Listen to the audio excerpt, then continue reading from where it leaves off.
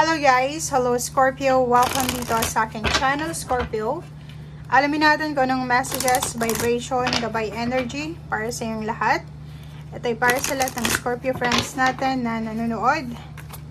I hope na makaresonate ka.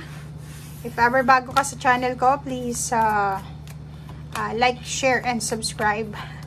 And i-press mo yung notification bell button guys para ma-notify ka every time nag-upload tayo ng video, since everyday tayo nag-upload. Okay, Scorpio.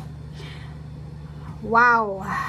Sinasabi ng baraha sa'yo dito na etong cardinal moon na to, same siya sa Pisces. Panoorin mo yung Pisces, Scorpio, kasi same lang kayo na sinasabi na oras na para gumawa ng action. Okay? Oras na para kapalan yung mukha natin. Oras na para maging bold. Oras na para ikaw na ang mag-first move. Oras na para sa action, oras na para sa pagsisimula, oras na para sa decision making, sa choices, and kung ano man na decision making ito na kailangan mong gawin, kailangan mong panindigan ito. Next card natin is Full Moon in Capricorn. Etong isang barahang to, nagsasabi sa iyo, Scorpio, na isang napakahirap na estado sa buhay mo, cycle sa buhay mo, ang posibleng matatapos na. Malapit na. Like for example, contract, financial, emotional problems, or any types ng mahirap na estado sa buhay mo, stages, cycle, ay posibleng matatapos na. Okay?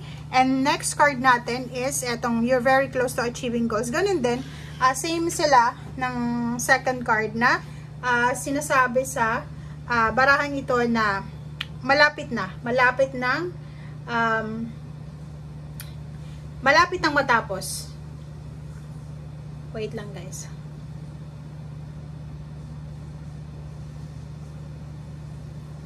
Okay.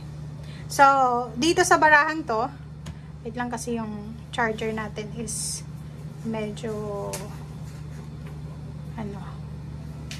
Okay, Scorpio. So, dito sa barahang to, sinasabi na it's a confirmation kasi dalawang baraha siya, 'di ba? So sinasabi na malapit na yung mahirap na estado ng buhay mo, malapit na yung mahirap na cycle, na phase sa buhay mo, and malapit mo nang ma-achieve kung ano man itong goals mo, 'di ba? So it's a confirmation from the universe, from the full moon, and from the divine na on the way na yung success para sa'yo. On the way ka na doon sa fulfillment ng mga goals mo sa buhay. Okay. So, ito naman, sinasabi na, same din sa Pisces, Scorpio. Sinasabi sa'yo na same pa rin sa Pisces. Panoorin mo. Sinasabi na, reveal what needs to be seen and shine. Diba? So, wag kang mahihiya. Kung, lalo sa trabaho, negosyo, kung alam mo naman na may kaya ka, may kakayahan ka, ipakita mo sa kanila, bakit ka matatakot? Diba? Kasi minsan, ang pwedeng rason mo dyan, bakit hindi mo pinapakita na magaling ka sa trabaho, kasi baka magalit yung nauna sa'yo, baka inggitan ka, baka, alam mo yun, pagtripan ka, i-power trip ka, or kano pa man. Dito sa baraha mo, sinasabi na, no, it's time for you to shine. Shine, diba? Ipakita mo kung gaano ka kagaling. Ipakita mo kung gaano ka ka-responsable. Diba?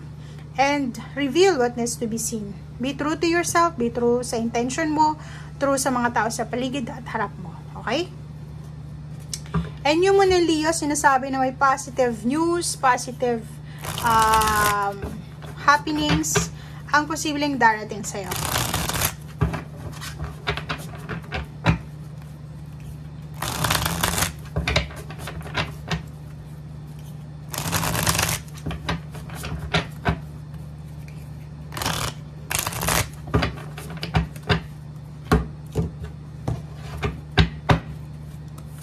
Okay, first card dito is King of Swords and the World card. O, diba? So, itong World card na to, it's a confirmation ng dalawang barahang to. So, sinasabi ng baraha sa'yo dito, Scorpio, na talagang mahahawakan mo na ito kung ano man itong gusto mong hawakan sa buhay mo. Like, diploma, pera, lump sum of money, retirement, contract. So, tapos na.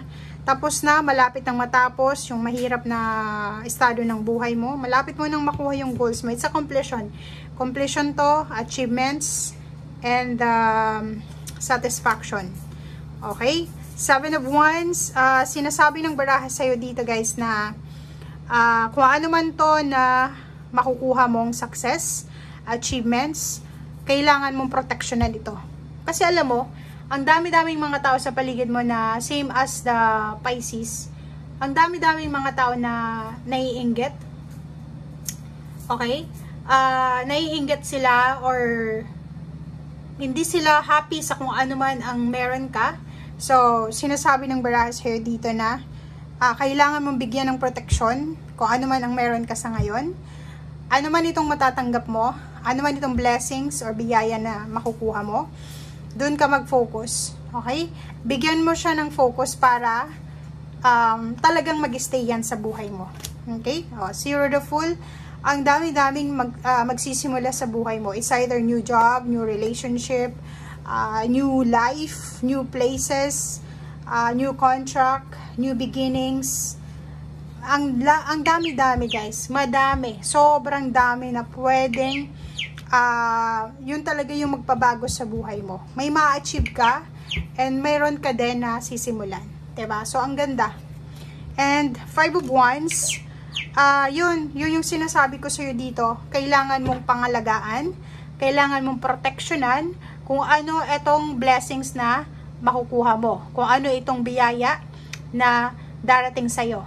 So, ibig sabihin yan, kailangan mong bantayan. Kasi, yun na nga, ang dami-daming mga inggitero-inggitera sa paligid and hindi sila magiging happy. Okay? Sa kung ano man ang meron ka or magkakaroon ka. Okay? So, yun. And, yung Five of Wands, umiwas ka simula ngayong May 7 hanggang sa mga susunod na mga araw, sa mga taong alam mo yung mga two-face na mga tao, yung alam mo na hindi naman talaga sila totoo sa'yo. Diba? Yung parang, nanonotice mo naman yun na kung sino yung totoo at hindi. If ever na hindi sila totoo sa'yo, hayaan mo na, para makaiwas ka sa gulo, umiwas ka na din sa kanila. And hindi mo kailangan makipag-away, hindi mo kailangan makipagsagutan, makipag-argumento, para ipakita na tama ka, para sabihin na nasa tamang direksyon ka. Ang kailangan mo lang sa ngayon is umiwas ka sa negativity, umiwas ka sa stress, kasi ang daming blessings na darating sa'yo, maraming biyaya, maraming pagpapala, maraming swerte, good luck and good fortune. Sayang yun, diba? Kung mag-entertain ka ng mga negative people or negative energy. Okay? Thank you guys. Bye!